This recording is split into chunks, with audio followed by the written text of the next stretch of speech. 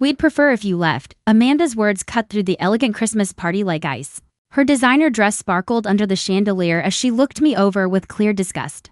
My hands were still dirty from helping a stranger with her broken-down car, and my simple dress was wrinkled from the December cold. I had arrived 30 minutes late at my sons-in-law's mansion expecting understanding, but finding only contempt instead. If you're watching this, subscribe and let me know where you're tuning in from. Let me back up and explain how a 64-year-old woman named Margaret Sullivan ended up humiliated at the fanciest Christmas party in Greenwich, Connecticut. This is a story about family, pride, and learning that sometimes the people you help on the roadside can change your life in unexpected ways. 3 months earlier, I'd been living quietly in my small apartment, stretching my modest pension to make ends meet. My husband Frank had died 5 years ago, leaving me with just enough to survive, but not enough to thrive. Then my son David called with news that should have made me happy. Mom, Amanda's family wants to meet you, really meet you this time. They're having their annual Christmas party and they specifically asked me to invite you. His voice carried that careful tone he used when walking on eggshells. I should have been thrilled.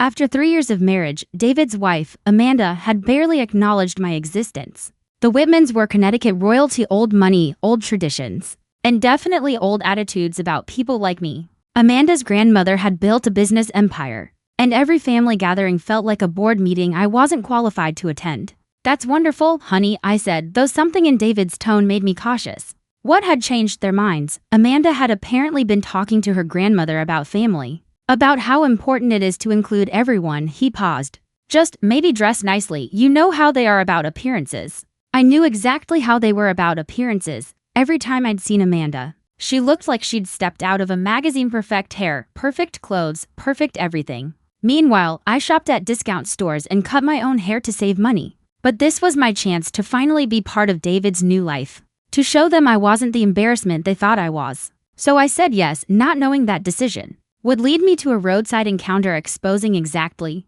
what my sons-in-laws thought of women like me. The relationship with the Whitmans had been complicated from the start. David met Amanda during his residency at Yale Hospital, and I could tell immediately she came from a different world. When she first visited our apartment, she looked around with barely concealed horror at my second-hand furniture and outdated appliances. It's very cozy, she said, her tone suggesting that cozy was the worst possible thing a home could be. I tried to win her over with cooking, stories, and genuine interest in her life. But Amanda had already labeled me as David's poor mother, and nothing I did would change that. The wedding had been my first real taste of Whitman family dynamics, held at their Greenwich estate.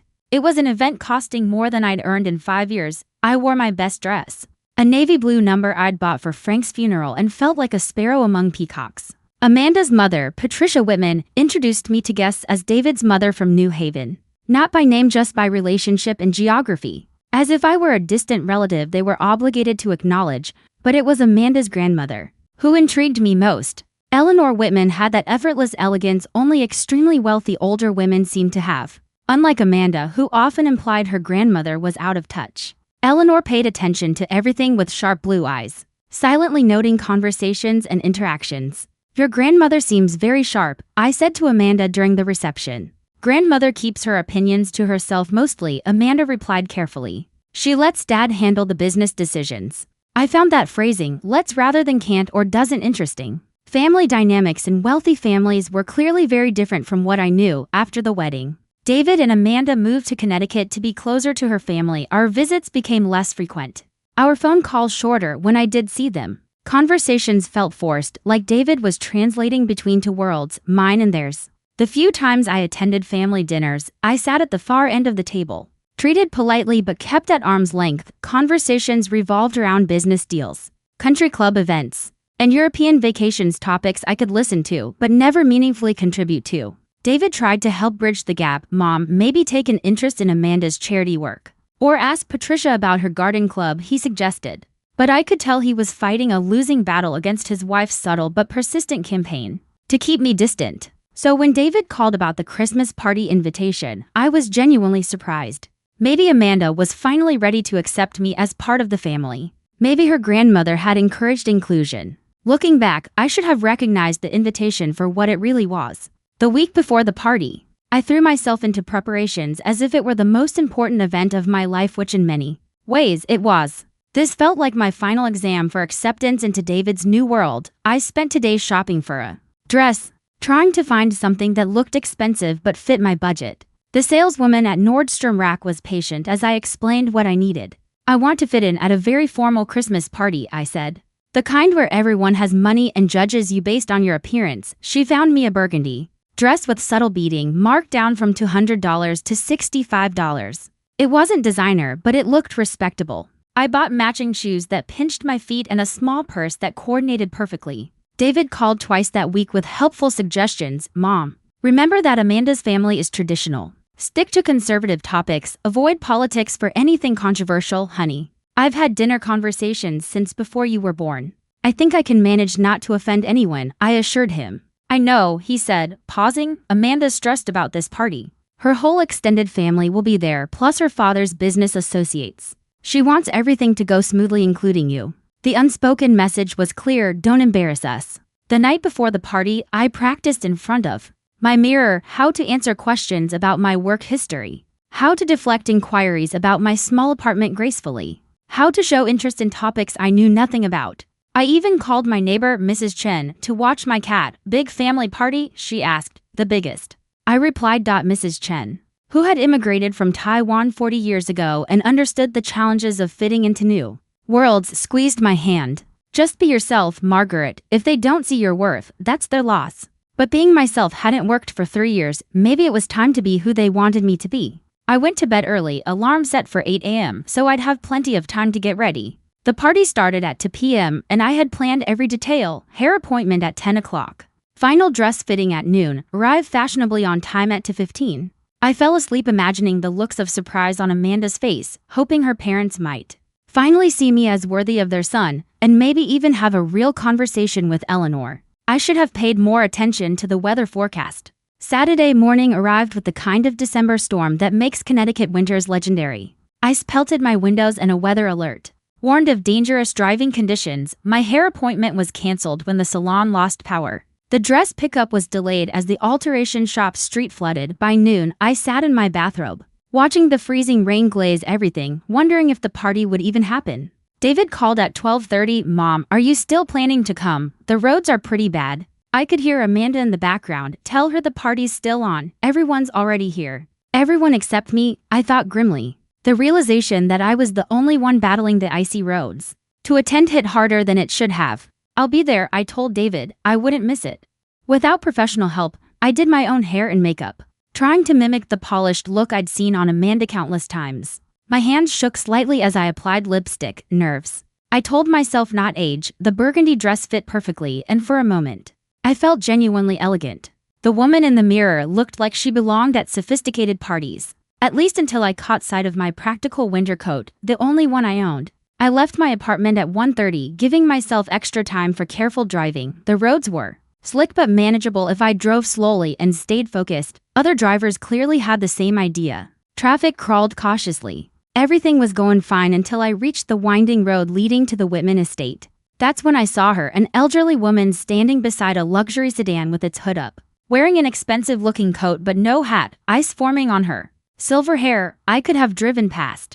The smart thing would have been to call AAA and continue to the party. I was already running late, and stopping would make me even later. But I couldn't leave an elderly woman stranded in dangerous weather, even if it meant arriving at the most important social event of my life looking less than perfect. I pulled over and rolled down my window. Do you need help? The woman turned and I got my first clear look at her face. She had sharp bone structure, the kind that suggested she had been beautiful her entire life. Her blue eyes were assessing, not confused or helpless as I'd expected. My car won't start, she said calmly. The engine just died. I should have called for help and left. But something about her composed dignity in the face of crisis reminded me of my own mother. Let me take a look, I found myself saying. Getting out of my car meant abandoning any hope of arriving at the party looking pristine.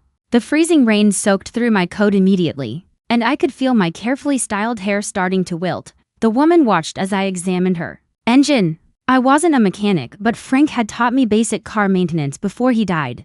Battery terminals are corroded, I called out, raising my voice over the wind.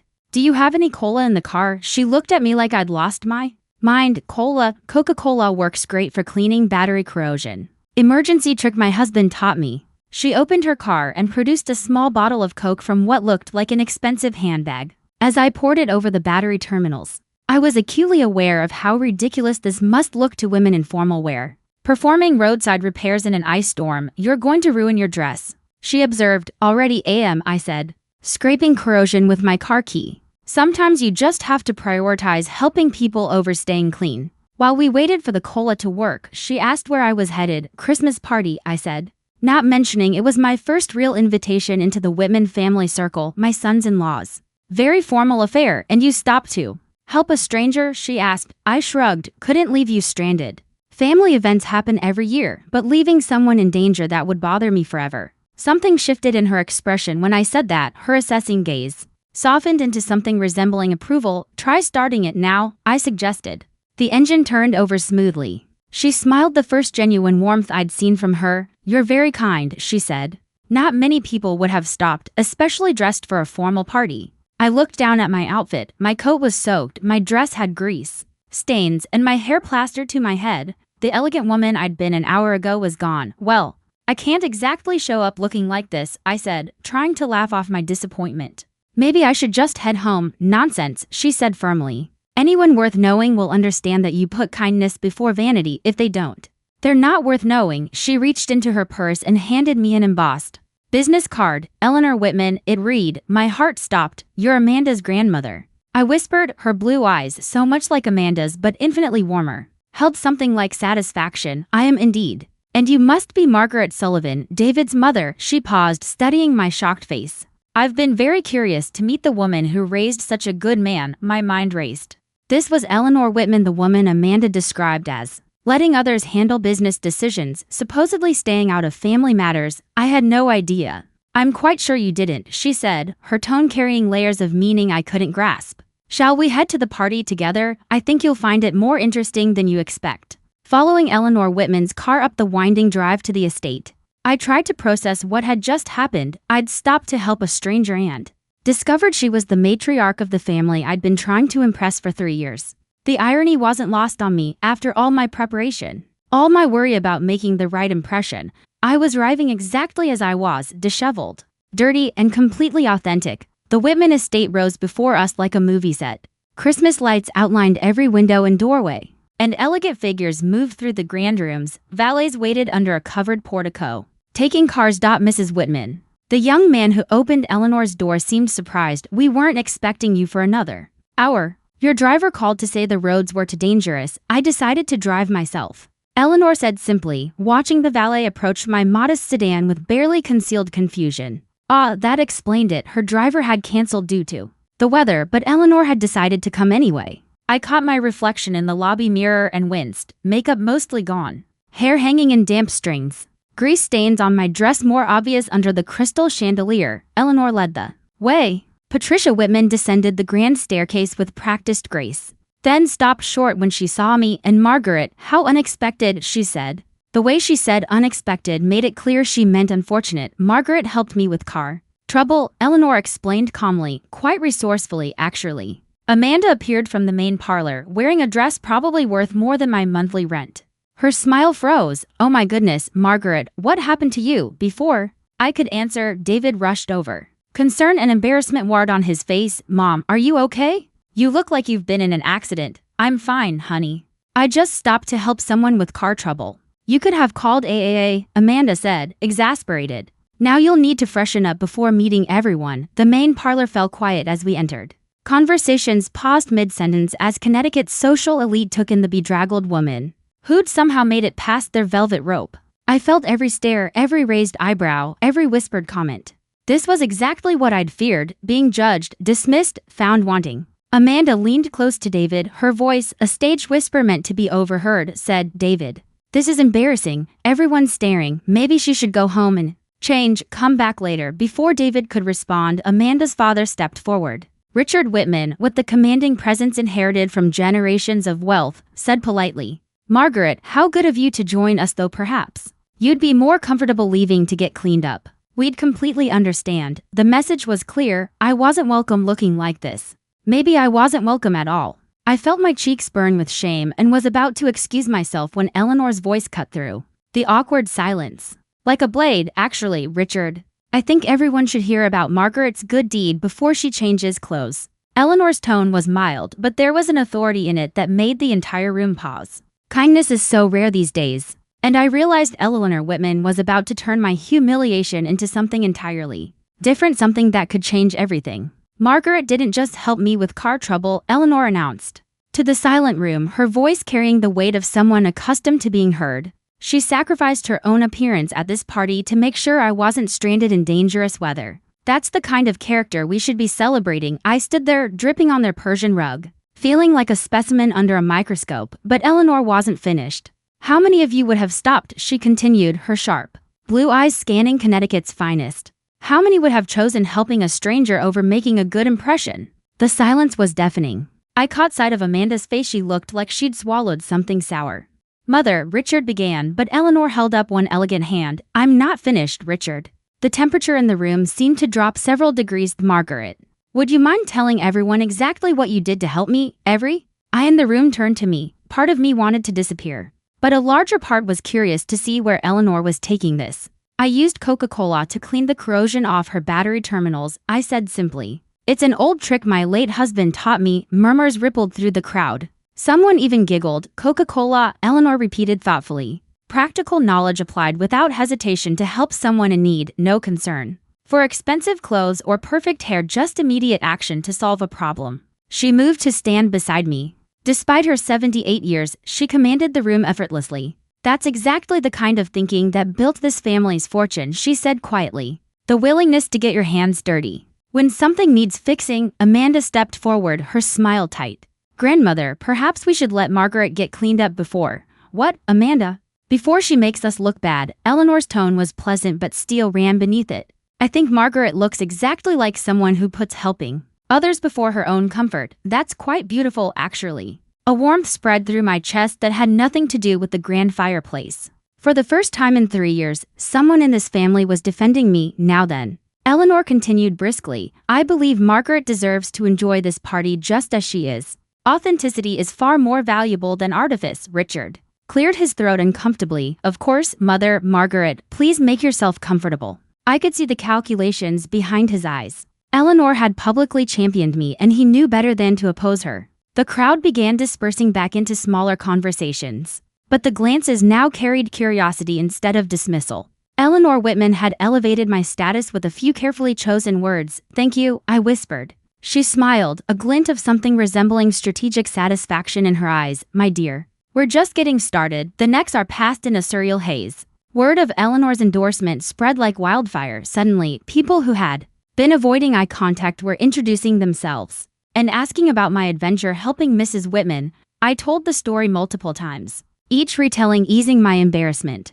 The freezing rain, the corroded battery, the Coca-Cola solution, they hung on every detail. How resourceful, exclaimed a woman in pearls, that probably cost more than my car. I wouldn't have known the first thing about car trouble. David appeared at my elbow, still looking concerned but also puzzled. Mom, are you sure you're okay? You don't need to stay if you're uncomfortable. Actually, I'm having a lovely time, I said, surprised to realize it was true. Your grandmother-in-law is quite remarkable, he added quietly. She's always been sharp. I realized David had seen it too. That made me feel slightly better about the family dynamics I'd been navigating. Amanda joined us, her expression carefully neutral. Grandmother can be very protective of people she takes a liking to, she said. Her tone suggested this wasn't necessarily a good thing. Margaret, Eleanor's voice carried across the room. Come. There's someone I'd like you to meet. She led me to a distinguished man in his 60s. This is James Morrison, our family attorney and longtime friend. James, this is Margaret Sullivan, the woman I was telling you about. James shook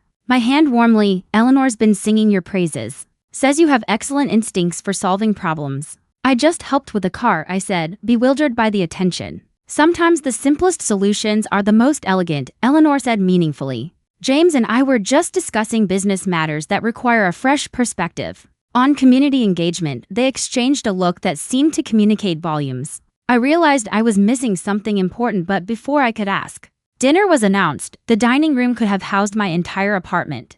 Crystal chandeliers cast warm light over a table set with enough china and silver to stock a small store. I found myself seated between Eleanor and a charming elderly gentleman, a retired ambassador. Margaret helped me today. Eleanor announced to our section of the table as the first course was served. She demonstrated the practical wisdom and selflessness that built the foundations of our success. "How wonderful," said the ambassador's wife. "So refreshing to meet someone who actually does something helpful instead of just talking about it throughout dinner." Eleanor drew me into conversations from community volunteer work to my late husband's carpentry business. She seemed genuinely interested in my life, asking thoughtful questions that made me feel my experiences mattered. "Frank sounds remarkable," she said. When I mentioned how he taught neighborhood kids woodworking for free, "That's a real legacy." But I noticed Amanda kept glancing at her father with increasing anxiety, and Richard's jaw grew tighter with each praise Eleanor lavished on me. I had the uncomfortable feeling I was about to be caught in the middle of something after dinner. Eleanor suggested we move to the library for coffee and brandy. The room was magnificent floor-to-ceiling bookshelves. Leather chairs ranged around a massive fireplace. Oil paintings of stern ancestors watching from gilded frames. "This is where the real conversations happen," Eleanor confided, settling into a wingback chair that could have been a throne. A smaller group joined us: Richard, Patricia, Amanda, David, and a few family friends. James Morrison positioned himself where he could observe everything. "Mother," Richard began carefully, "it's been a lovely evening, but perhaps we should discuss the quarterly reports tomorrow." "Actually, I've been reviewing those," Eleanor interrupted smoothly, "quite concerning reading." Actually, Amanda and Richard exchanged a glance that made my internal radar ping. Something bigger was happening here than polite dinner conversation. "The company's doing well," Richard continued defensively. "Strong profits, steady growth. The restructuring I implemented has been successful financially." "Yes," Eleanor replied calmly, "but we seem to have lost sight of our founding values." "When was the last time Whitman Industries contributed meaningfully to the community that built our success?" "Mother, community relations is expensive overhead." "It's not overhead, Richard, it's responsibility." Eleanor stood and walked to a portrait near the fireplace. It showed a woman in her 40s, wearing a simple but elegant 1960s dress. The bone structure, the intelligent blue eyes. It was Eleanor herself. "This is me in 1969, she said calmly. "The year I started Whitman Industries with a $5,000 loan and a rented storefront in Hartford."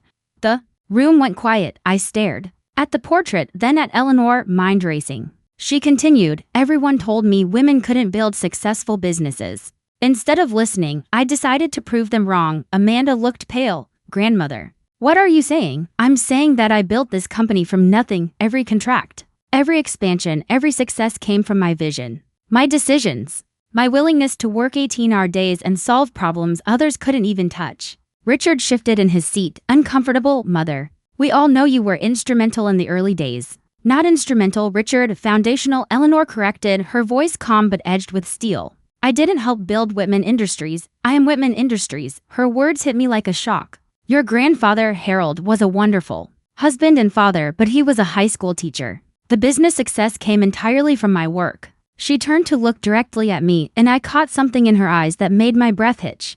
"Margaret reminded me today of who I used to be, who I still am underneath decades of letting others take credit. Someone who solves problems and helps people no matter how it looks to others." The implication slammed into me. This wasn't just dinner conversation. This was about power, legacy, and a family that had forgotten its roots. Eleanor Whitman wasn't just Amanda's grandmother. She was the founder, the source of everything, and she was about to remind everyone exactly what that meant. "You built the entire company yourself," I whispered, piecing it together. "Not your husband or father-in-law, you." Eleanor's smile broke, genuine and warm. "The first of the evening." "Smart woman." "Yes. I built Whitman Industries from scratch. Harold was a wonderful man and supportive husband, but the business was entirely mine."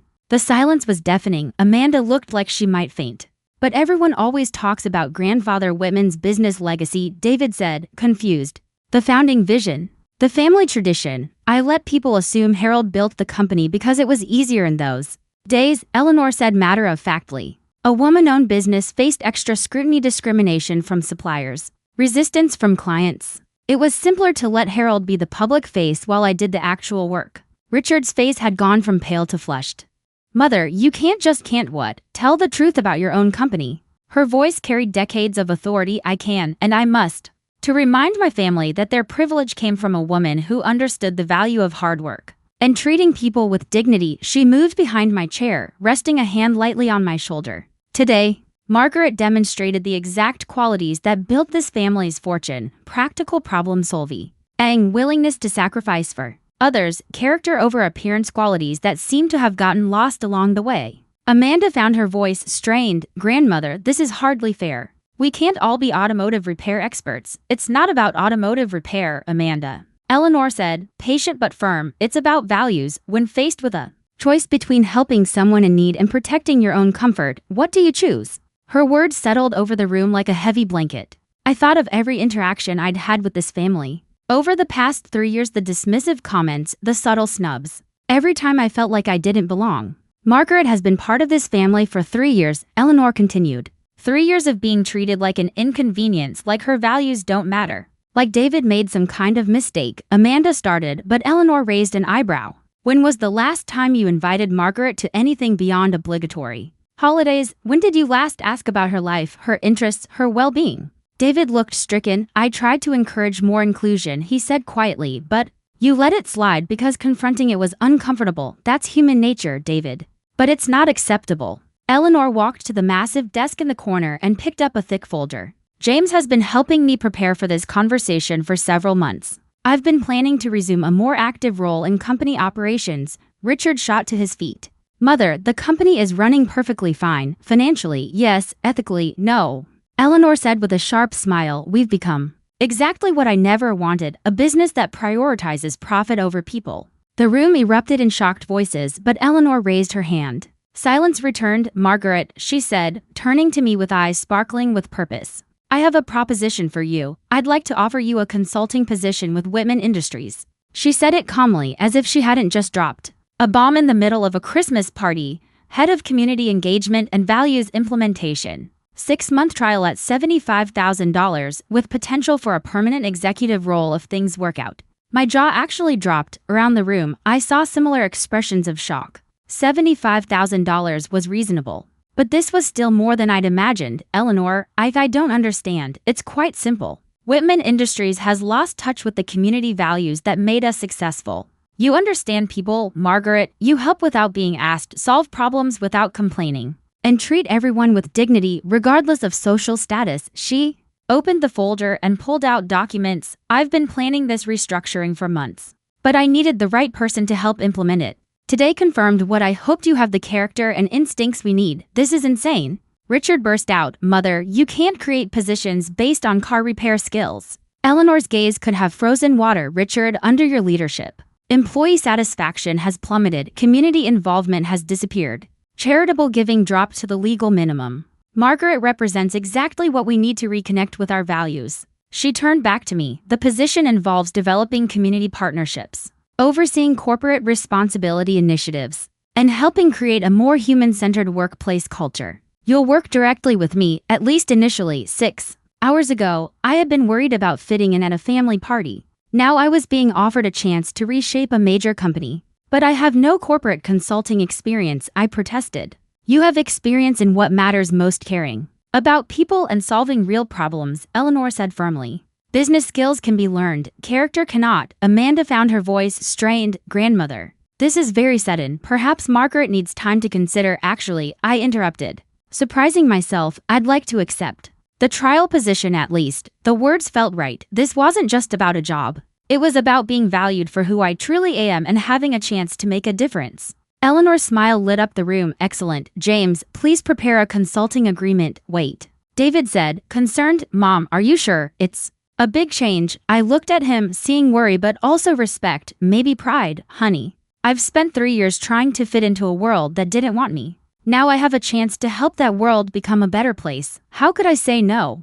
Richard cleared his throat. And my role in all this, you remain CEO, Eleanor said calmly, but with restored board oversight and a renewed focus on the values that built this company. Consider this a course correction, not a takeover. She looked around the room, then back at me. Margaret, you've reminded me that true wealth isn't just measured in financial statements. It's measured in how many lives you improve, how many people you help, and how much good you do with the resources you've been given. As I stood in that magnificent library, still wearing my stained dress and ruined shoes, I realized something profound had just happened. I hadn't just found acceptance in this family, I had found a purpose I'd never known. I was searching for Eleanor Whitman, who had built an empire from nothing 55 years ago, had seen something in me I'd almost forgotten existed. Not just the woman who helped with car trouble, but someone capable of helping others on a much larger scale for the first time in years. I felt exactly where I belonged. The woman who had arrived as an outsider was leaving as a partner and rebuilding something important. And tomorrow, I would start the most meaningful work of my life. Some Christmas parties change your outfit. This one changed my entire future. Thanks for listening. Don't forget to subscribe. And feel free to share your story in the comments. Your voice matters.